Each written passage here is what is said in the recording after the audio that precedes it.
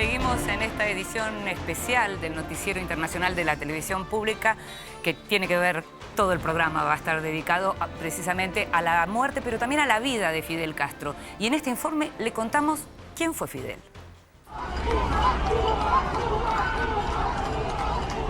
Con la muerte de Fidel Castro se completan 60 años de una historia única en el mundo. Desde el desembarco de 1956 en Cuba, con apenas un puñado de combatientes provenientes de México y motivados por la necesidad de derrocar al dictador Fulgencio Batista, hasta ese día de fines de noviembre, cuando su hermano Raúl confirma su muerte a los 90 años. Después de 47 años ininterrumpidos al frente del gobierno socialista que construyó en torno a su liderazgo, Castro abandonó el poder hace 10, impulsado por problemas de salud. Raúl, 5 años menor, tomó el mando entonces provisionalmente y 2 años después, en 2008, lo sucedió formalmente como presidente del Consejo de Estado y del Consejo de Ministros. Fidel había nacido el 13 de agosto de 1926 en Virán, una pequeña localidad en el este de Cuba. Su padre, un inmigrante español, tenía una plantación azucarera. De joven estudió en un colegio jesuita y se recibió de abogado en la Universidad de La Habana en 1950. Pero su activismo comenzó cuando era estudiante de Derecho y fue elegido delegado de la facultad. Férreo opositor a Batista, el dictador protegido por los Estados Unidos, Fidel encabezó un alzamiento en su contra con otros 130 hombres al atacar el cuartel Moncada en Santiago, segunda fortaleza militar del país. El levantamiento fracasó y Castro fue condenado a 15 años de prisión. En el juicio, pronunció su famoso discurso «La historia me absolverá», en el que defendió sus acciones y los puntos de vista que mantendría a lo largo de toda su vida. Una vez indultado, Castro se exilió en México, en donde se dedicó a planear la invasión, que en 1959, junto a Raúl y a Ernesto Che Guevara, logra poner fin al gobierno de Batista y asumir, con solo 32 años, el liderazgo de un proceso que no ha sido interrumpido hasta hoy. Una vez en el poder, Castro asume un giro hacia la izquierda. Nacionaliza las grandes plantaciones, entre ellas la de su propia madre, y todas las empresas de propiedad extranjera, y se gana la enemistad del gobierno de Dwight Eisenhower, quien se niega a recibirlo en su primera visita a los Estados Unidos. En 1961, ya con John Fitzgerald Kennedy en la presidencia, la CIA, con ayuda de exiliados cubanos, organizó la invasión de Bahía de Cochinos para apartarlo del poder. El intento fue derrocado, pero profundizó las diferencias entre Washington y la isla. Entonces, Castro se declara marxista-leninista, lo que incluso le valió en 1962 la excomunión de la Iglesia Católica ordenada por el Papa Juan XXIII. En ese mismo año se produjo la crisis de los misiles, que colocó al mundo al borde de una tercera guerra mundial. La inteligencia estadounidense detectó que la Unión Soviética abastecía de armamento a Cuba. Una serie de fotografías aéreas mostraron que la isla ya contaba con misiles balísticos con cabezas nucleares que podían alcanzar el territorio de Estados Unidos. Solo luego de arduas negociaciones entre Kennedy y el líder soviético Nikita Khrushchev se llegó a un acuerdo. Rusia desmantelaría los misiles y Estados Unidos se comprometió a no invadir Cuba. No obstante, la primera potencia mundial continuó con su presión sobre la pequeña isla, tanto a través del embargo comercial, que se prolonga hasta nuestros días, como también con varios intentos de asesinato contra el mismo Castro. Según las autoridades cubanas, se descubrieron por lo menos unos 600 planes de atentados contra su vida a lo largo de estas décadas. Sin embargo, Fidel logró sobrevivir a todos ellos y al paso de 10 presidentes por la Casa Blanca. En los últimos años, alejado ya de las grandes manifestaciones públicas, Fidel solo aparecía en fotos, como la de hace 10 días atrás cuando recibió al presidente de Vietnam, Tran Dai Quang. Sí mantuvo hasta último momento sus detalladas columnas políticas en el Granma, escritas con las mismas convicciones que hace más de medio siglo, lo pusieron al frente de un pequeño foco guerrillero en Sierra Maestra y desde entonces escribió su propia historia y la de tantos otros millones.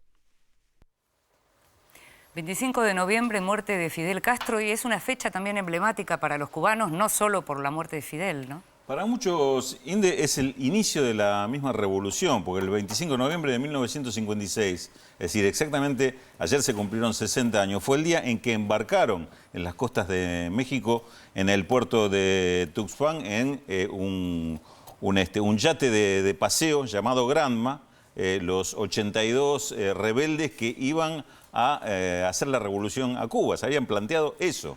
Un yate de menos de 14 metros en el que se embarcaron estos 82 rebeldes que obviamente no estaban en las condiciones para hacer semejante travesía. Debían llegar el 30 de noviembre para llegar el día que se declaraba un paro en la isla contra el gobierno de Batista. No llegaron en fecha, se demoraron por tormentas, por distintas dificultades. Terminan encallados en un manglar poco antes de llegar. Pasan las armas al bote de auxilio, por el peso de las armas se hunde el bote de auxilio y pierden las armas, así que llegaron con las mayores dificultades en la madrugada del 3 de diciembre y ahí, para no ser descubiertos antes de que amaneciera, se internaron en la montaña. De ahí a Sierra Maestra y el desarrollo que en esos 25 meses hasta la toma del poder. Algunas de las cosas que comenta Raúl, naturalmente, fueron tomadas siempre como el costado heroico de Fidel.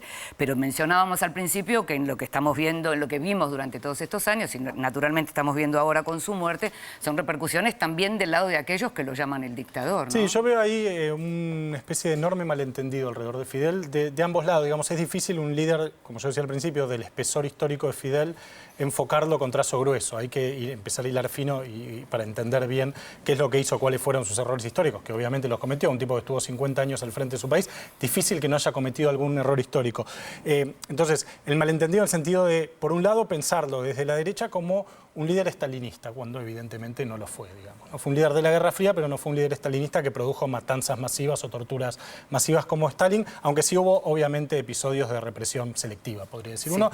Y desde la izquierda, la imposibilidad de ver algunos de los problemas que todavía hoy arrastra Cuba, pues la desigualdad, no solo social, la desigualdad entre Oriente y Occidente de Cuba, el racismo que permanece ahí. Si uno mira las élites cubanas son mayoritariamente blancas, o sea, un montón de problemas que la revolución evidentemente no pudo solucionar. Problema de libertad de expresión. Problema de libertad de expresión, ni que decir. Por eso, es difícil, digo yo, enfocar a Fidel con un ángulo grande. Hay que, digamos, acercar el ángulo y tomarse el tiempo para transmitir la complejidad. Claro, un hombre que estuvo medio siglo al frente de su país, ninguno en la historia, creo yo, estuvo tanto tiempo al frente de su país, y al mismo tiempo un modelo de socialismo exitoso, uno podría decir, que perdura a través del tiempo, que se está logrando abrir, que logró hacerlo a pesar de la ofensiva de Estados Unidos durante tanto tiempo. Bueno, es muy difícil resumir. Si les parece, vemos entonces algunas de las repercusiones de la muerte de Fidel Castro.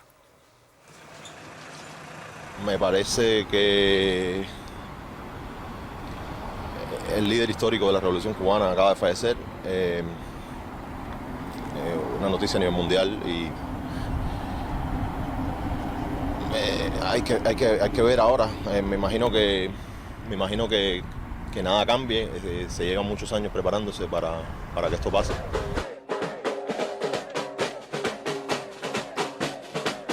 My father, he passed away 3 months ago. He had this saved up. He has a warehouse saved up with a lot of merchandise waiting for this moment. I had to go to the warehouse, picked it up, and I just came out to La Carreta to sell it. He was always waiting for this moment. We came here to the United States in 1972, and he never went because he was waiting for Fidel to pass away to be able to go to Cuba, back where he came. It means things are going to change, and everybody that's been waiting for this moment, it came. It is true, it came.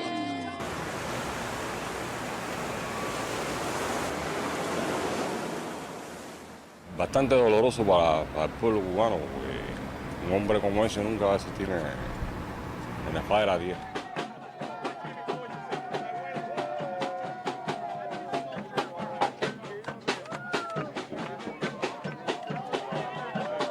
This day I've been waiting all my life. I'm 34 years old and I've been waiting all my life for this moment. Fidel Castro has damaged a lot of Cubans around the world. It's 11 million Cubans in country right now in Cuba. They don't have food, they don't have nothing to eat, and they're going through a lot of struggle. My dad went through a lot of struggle. He was in jail for 2 years in Cuba just because Fidel Castro is the way he is. He's a killer and he's a person, he's a really bad person. Como cubana y como se puede sentir cualquier otra persona del país que lo aprecie, me siento muy dolida porque es un hombre que ha hecho por la revolución cubana, por el país, por todo el pueblo cubano, y que para nosotros es un ídolo, es el hombre del siglo, como todos le dicen.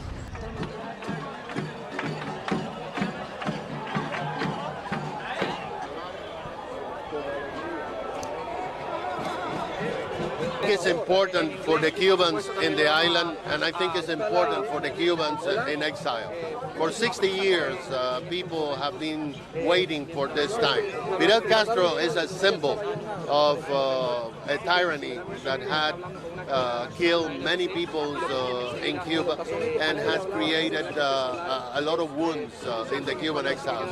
What we're seeing here is something spontaneous. There's nothing prepared. Nobody called for this rally, and yet.